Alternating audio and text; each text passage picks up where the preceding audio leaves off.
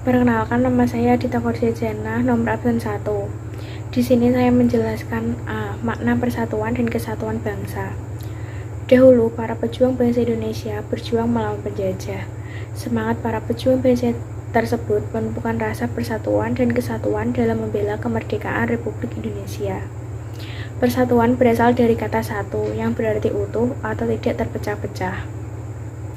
Persatuan mengandung arti bersatunya macam-macam corak yang beraneka ragam menjadi satu kebulatan yang utuh dan serasi. Persatuan Indonesia berarti persatuan bangsa yang mendiami wilayah Indonesia. Persatuan didorong untuk mencapai kehidupan yang bebas dalam wadah negara yang merdeka dan berdaulat.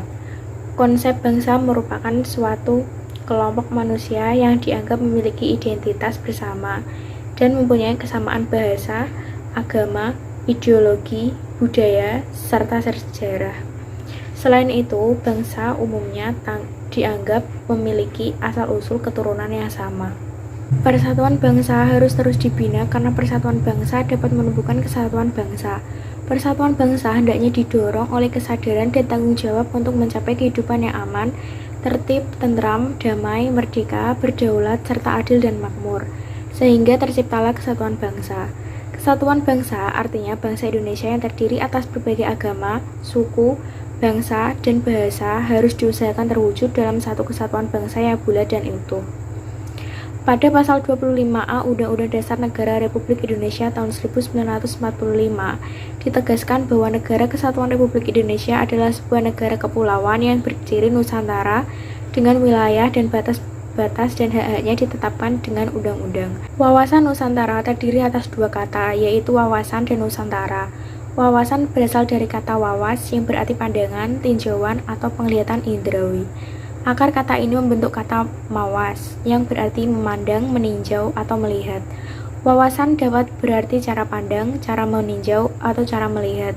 Nusantara berasal dari kata nusa yang berarti pulau-pulau, dan antara yang berarti diapit di antara dua benua, yaitu benua Asia dan benua Australia, serta dua samudra, yaitu Samudra Pasifik dan Samudra Hindia. Menurut Lembaga Pertahanan Nasional Lemhanas 1999, wawasan Nusantara adalah cara pandang dan sikap bangsa Indonesia mengenai diri dan lingkungannya yang beragam dan bernilai strategis, dengan mengutamakan persatuan dan kesatuan bangsa serta kesatuan wilayah dalam menyelenggarakan kehidupan bermasyarakat, berbangsa, dan bernegara untuk mencapai tujuan nasional. Berdasarkan pengertian tersebut, dapat disimpulkan bahwa wawasan Nusantara bagi bangsa Indonesia berarti cara pandang Indonesia tentang diri dan lingkungan berdasarkan ide nasional yang dilandasi Pancasila dan Undang-Undang Dasar Negara Republik Indonesia tahun 1945.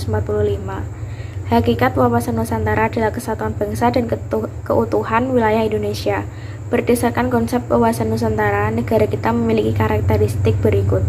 1. Negara kepulauan yang pengertiannya adalah suatu wilayah lautan yang ditaburi pulau-pulau besar dan kecil.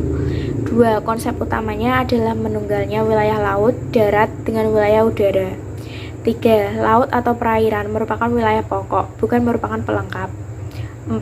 Laut merupakan bagian yang tidak terpisahkan dari daratan, bukan pemisah antara daratan dan pulau yang satu dengan lainnya. 1. Perwujudan Kepulauan Nusantara sebagai satu kesatuan politik.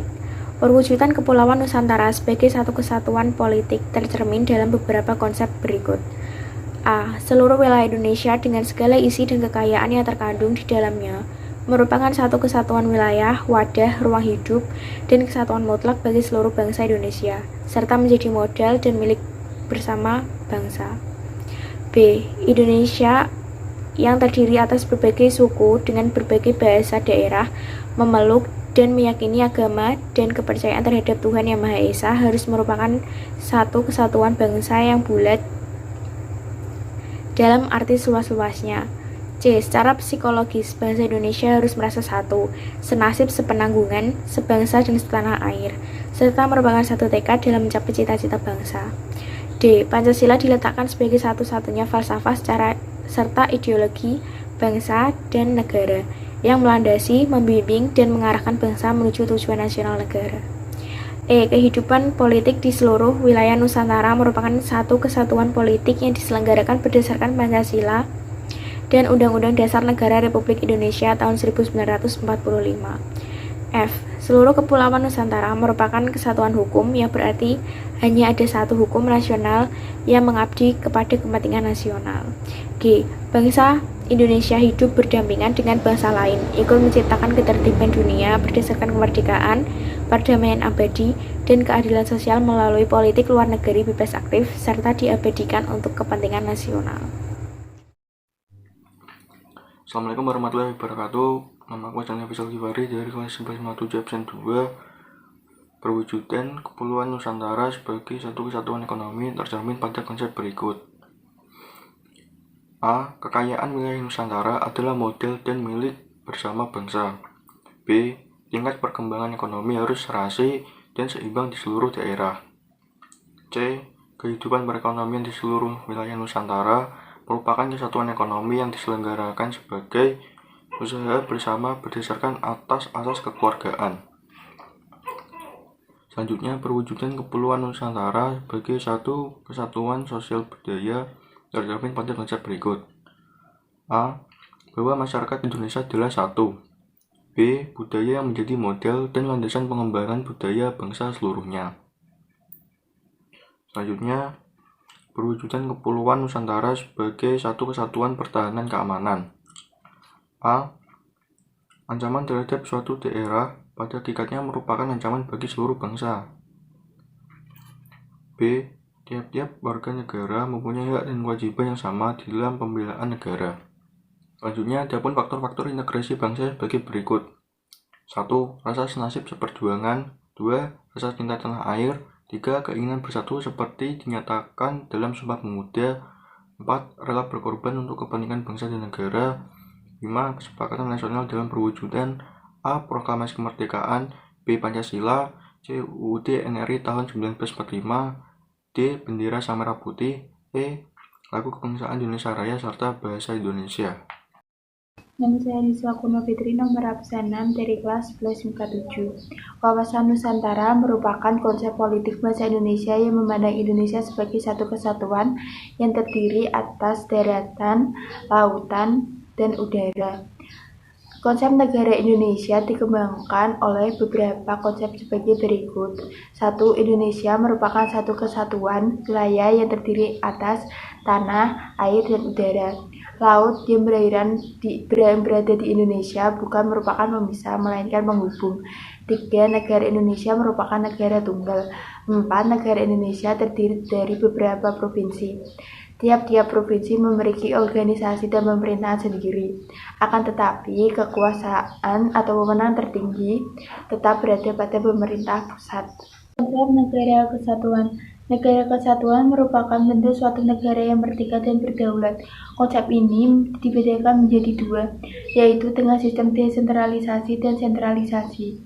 Negara kesatuan dengan sistem desentralisasi merupakan bentuk negara yang di dalamnya terdapat pembagian wilayah seperti provinsi, daerah, atau kota yang kewenangan tiap negara atau daerahnya berbeda, diatur oleh pemerintah daerah itu sendiri tanpa campur tangan pemerintah pusat. Kelebihannya yaitu tiap pemerintah daerah dapat memutuskan bagaimana kemajuan daerah itu sendiri tanpa campur tangan pemerintah pusat. Kelemahannya yaitu sistem sentralisasi adalah kontrol pemerintah pusat terhadap daerah itu sendiri. Sedangkan negara dengan sistem sentralisasi merupakan bentuk negara dengan segala urusan pemerintahannya langsung diatur oleh pemerintahan pusat. Dalam penyelenggaraannya, pemerintahan daerah tidak memiliki hak otonom untuk mengatur langsung daerahnya. Akan tetapi, kelebihan yang ditimbulkan dari sistem pemerintahan ini adalah keseragaman yang terjadi sehingga konflik atau permasalahan yang akan ditimbulkan sering terjadi atau hampir tidak ada.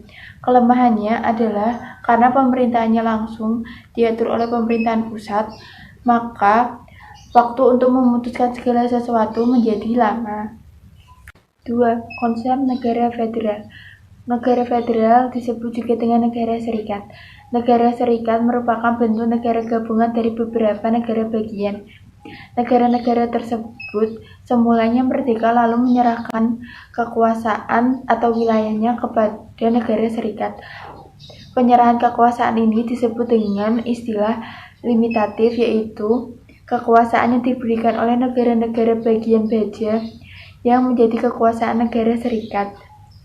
Negara serikat diberi kekuasaan untuk mengurus rumah tangganya sendiri dengan undang-undang dasar sendiri kepada pemerintah negara sendiri dan lembaga legislatif sendiri. Pemegang kekuasaan dalam negara serikat adalah gabungan negara bagian yang disebut negara federal. Lebih terperinci, pemerintah federal memiliki wewenang hal sebagai berikut. Pertama, hal yang berhubungan dengan pembiayaan seperti keuangan, mata uang, pajak, dan pos. 2. Hal yang mengenai kepentingan bersama antar negara bagian seperti pos, komunikasi, industri, dan pengetahuan. 3. Hal yang menyangkut kedudukan antar negara sebagai subjek hukum internasional, misalnya kewarganegaraan dan migrasi. 4. Hal yang mutlak mengenai keselamatan negara, misal pertahanan, keamanan, serta perang dan damai. Contoh negara federasi antara lain Amerika Serikat, India, Australia, Jerman, Malaysia. Negara serikat memiliki ciri-ciri sebagai berikut. Pertama, tiap negara memiliki kepala negara, parlemen, dan dewan menteri atau kabinet demi kepentingan negara bagian. Kedua, tiap negara boleh membuat konstitusi sendiri dan dewan menteri atau kabinet demi konstitusi negara serikat. Ketiga, hubungan antara pemerintah federal atau pusat dan rakyat diatur melalui negara bagian, kecuali dalam hal tertentu yang kewarganegaraannya telah diserahkan secara langsung kepada pemerintahan federal. Assalamualaikum warahmatullahi wabarakatuh. Perkenalkan, nama saya Tanya Angel, absen 18 dari kelas 1147. Di sini saya akan menjelaskan poin ketiga, yaitu konsep NKRI menurut Undang-Undang Dasar Negara Republik Indonesia tahun 1945. Negara Kesatuan Republik Indonesia merupakan negara kesatuan yang meliputi persatuan seluruh wilayah Indonesia dari Sabang sampai Merauke, dari Miangas sampai Rote. Indonesia terletak di benua Asia, tepatnya di Asia Tenggara.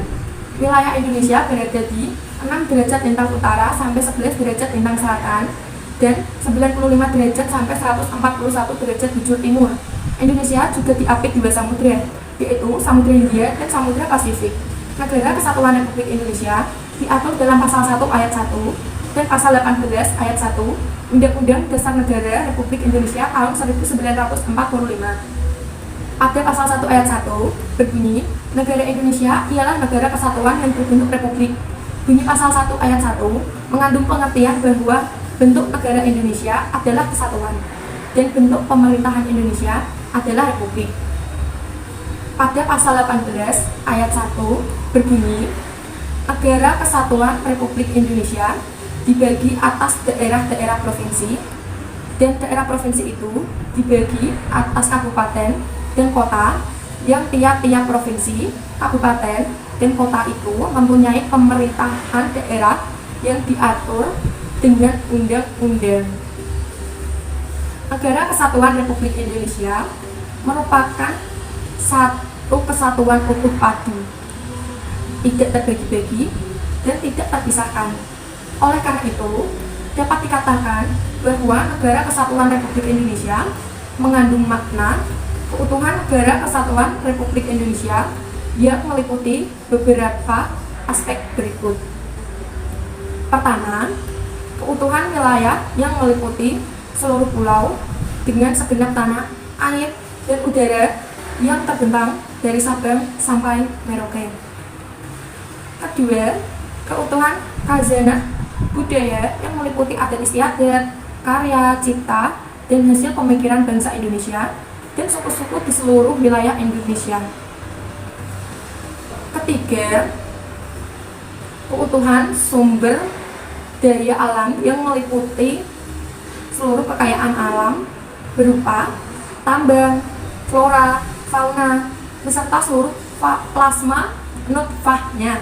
Terakhir, keutuhan penduduk atau sumber daya manusia yang meliputi keutuhan orang, status, keselamatan, dan kesejahteraannya.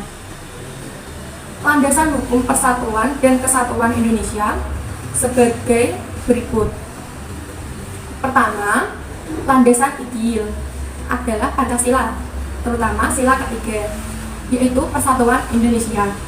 Kedua, landasan konstitusional adalah Undang-Undang Dasar Negara Republik Indonesia tahun 1945 pada alinea keempat, pasal 1 ayat 1 dan pasal 18 ayat 1. Dalam Undang-Undang Dasar Negara Republik Indonesia tahun 1945 juga terkandung tujuan dan fungsi negara. Tujuan Negara Kesatuan Republik Indonesia tercantum dalam pembukaan Undang-Undang Dasar Negara Republik Indonesia tahun 1945 pada alinea keempat. Berdasarkan bunyi pembukaan Undang-Undang Dasar Negara Republik Indonesia tahun 1945, alinea keempat tersebut dapat diperinci tujuan Negara Kesatuan Republik Indonesia adalah sebagai berikut. Pertama, melindungi segenap bangsa dan seluruh tumpah darah Indonesia. Kedua, memajukan kesejahteraan umum. Ketiga, mencerdaskan kehidupan bangsa. Keempat, ikut melaksanakan ketertiban dunia yang berdasarkan kemerdekaan, perdamaian abadi, dan keadilan sosial. Dalam upaya mewujudkan tujuan Negara Kesatuan Republik Indonesia, negara Indonesia menyelenggarakan beberapa fungsi sebagai berikut. Pertama, menjaga pertahanan. Fungsi ini diperlukan untuk menjaga kedaulatan negara Republik Indonesia. Dalam rangka melaksanakan fungsi ini, setiap negara memiliki militer. Kedua, menegakkan keadilan. Fungsi ini dilaksanakan melalui badan-badan peradilan. Di Indonesia ada beberapa tingkatan peradilan, yaitu peradilan negeri, peradilan tinggi, dan Mahkamah Agung. Ketiga, melaksanakan penertiban. Negara berusaha menciptakan ketertiban dalam masyarakat agar tujuan-tujuan negara dapat tercapai. Misalnya, pemerintah mengupayakan perdamaian di Aceh dan menyatukan kelompok-kelompok yang bertikai dalam konflik Papua. Terakhir, mengusahakan kesejahteraan dan kemakmuran. Usaha meningkatkan kesejahteraan dan kemakmuran rakyat tercermin dalam program pembangunan yang didanangkan pemerintah melalui rencana pembangunan jangka pendek, menengah, dan panjang. Poin keempat, keunggulan Negara Kesatuan Republik Indonesia. Indonesia merupakan negara kepulauan yang terletak di sebelah tenggara benua Asia.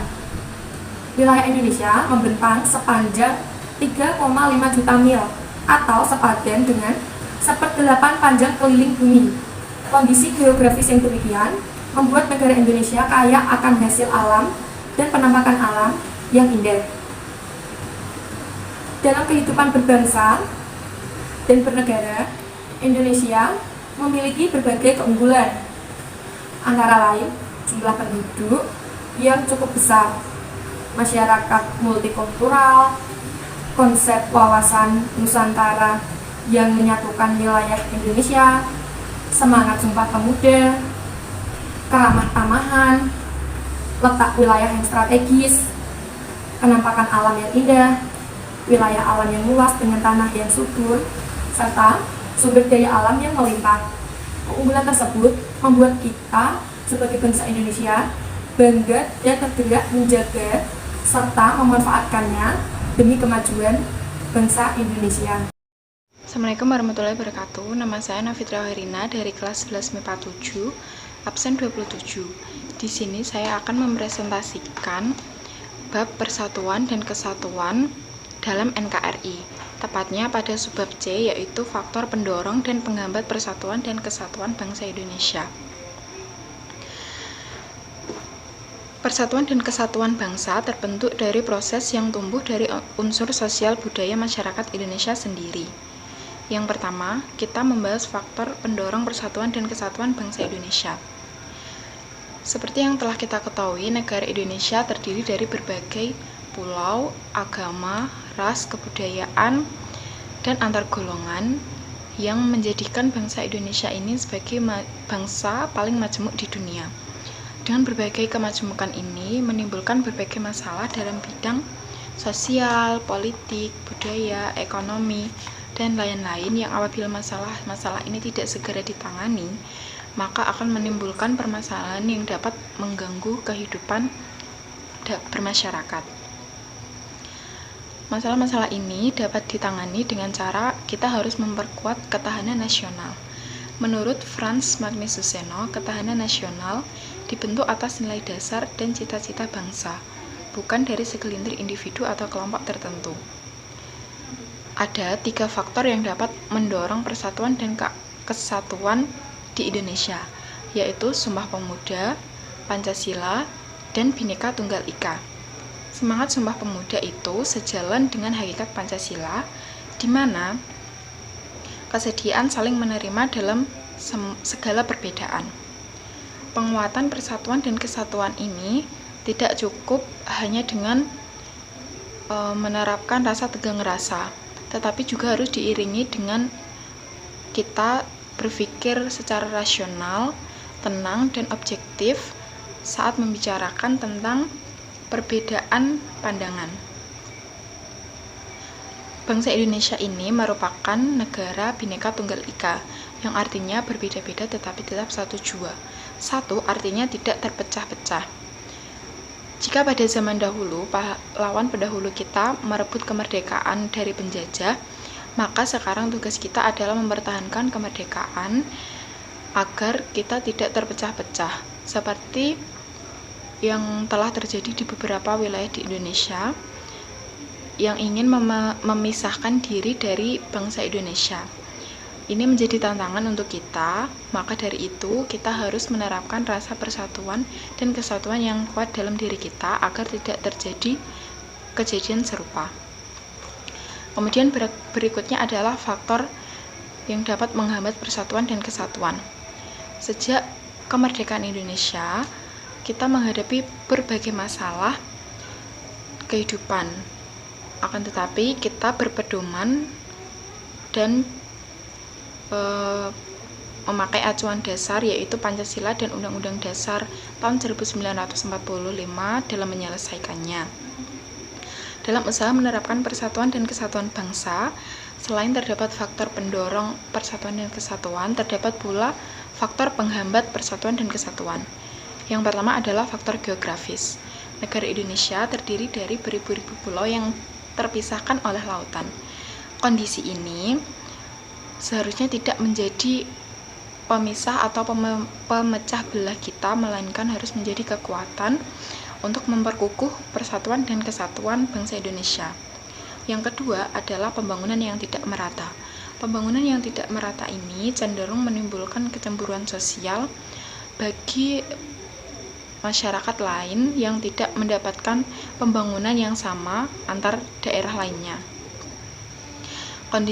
Oleh karena itu, pemerintah harus meratakan pembangunan di seluruh Indonesia agar tidak terjadi kecemburuan sosial yang dikhawatirkan akan mengancam persatuan dan kesatuan bangsa.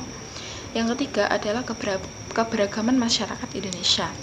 Keberagaman ini berupa keberagaman suku, agama, ras, budaya, yang sering memunculkan perbedaan yang mengarah kepada konflik antar umat yang tidak terelakkan.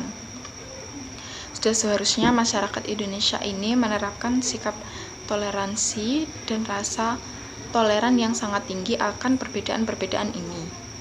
Kemudian yang keempat adalah munculnya gejala etnosentrisme. Gejala etnosentrisme ini timbul akibat pluralisme yang terjadi di Indonesia. Pluralisme yang terjadi di Indonesia ini bentuknya adalah kepluralan dalam agama, suku, ras, dan lain-lain, yang dimana antar golongan ini menginginkan kedudukan yang lebih tinggi daripada golongan yang lainnya, sehingga ini dapat melemahkan persatuan dan kesatuan. Kemudian yang terakhir adalah melemahnya nilai budaya bangsa. Masuknya budaya asing ke Indonesia sebenarnya merupakan hal yang benar. Akan tetapi, asalkan budaya tersebut sesuai kepribadian bangsa Indonesia, kita harus menjaga kebudayaan kita agar tidak luntur dan tergerus oleh kebudayaan-kebudayaan yang masuk di Indonesia. Akhir kita akan membahas perilaku yang menunjukkan sikap menjaga keutuhan Negara Kesatuan Republik Indonesia. Yang pertama yaitu arti pentingnya menjaga keutuhan NKRI. Seperti yang telah kita ketahui, para pahlawan pendahulu kita merebut kemerdekaan dengan semangat juang yang tinggi serta rasa cinta tanah air. Kemerdekaan yang diraih tidak lepas dari semangat persatuan dan kesatuan, sehingga pada tanggal 17 Agustus tahun 1945, kemerdekaan itu dapat terwujud. Kemudian saat ini kemerdekaan Indonesia diisi oleh pembangunan. Pembangunan dapat berjalan dengan lancar apabila negara kita berada dalam posisi aman. Sebaliknya, pembangunan akan terhambat apabila negara kita tidak aman, sehingga akan menghambat pula cita-cita untuk mencapai suatu negara yang adil, makmur, berdaulat, dan aman sentosa. Oleh karena itu, kita sebagai seluruh rakyat Indonesia harus menjaga keutuhan negara Republik Indonesia. Perbedaan suku, adat, budaya, dan agama juga dapat menjadi sumber kekuatan untuk hidup sejajar dengan bangsa lain sehingga tercipta rasa kebersamaan di seluruh aspek kehidupan. Yang kedua adalah wujud sikap menjaga keutuhan NKRI. Para pahlawan telah banyak berkorban baik harta maupun nyawa demi kemerdekaan negara Republik Indonesia. Oleh karena itu, kita harus meneladani sikap para pahlawan yang telah merebut kemerdekaan Indonesia itu. Adapun contoh wujud sikap meneladani para pahlawan dalam menjaga keutuhan NKRI. Yang pertama, dalam lingkungan keluarga, kita harus saling menjaga kerukunan di antara anggota keluarga, saling menghormati dan menyayangi, menjaga nama baik keluarga, tidak memaksakan kehendak, dan menghargai pendapat anggota keluarga yang lain. Yang kedua adalah di lingkungan sekolah. Kita bisa mengikuti upacara bendera dengan hikmat, saling menolong dan berbagi sesama teman, menghargai dan menghormati pendapat teman, tidak membeda-bedakan teman dalam bergaul, menghormati guru dan karyawan, dan yang terakhir adalah di lingkungan masyarakat, di mana kita bisa tolong-menolong dan saling menjaga perasaan, saling menghormati dan menghargai hak orang lain, tidak membeda-bedakan suku, agama, dan daerah, bersikap arif dan mau bekerja sama dengan orang lain, serta aktif mengikuti kegiatan kemasyarakatan.